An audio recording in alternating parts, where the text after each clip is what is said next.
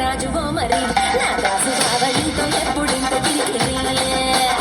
ఏం రసిక రాజువో మరి నా దాసు బావలితో ఎప్పుడింత కిరికిరి ఆ కుర్చీని మాట్లాడేసి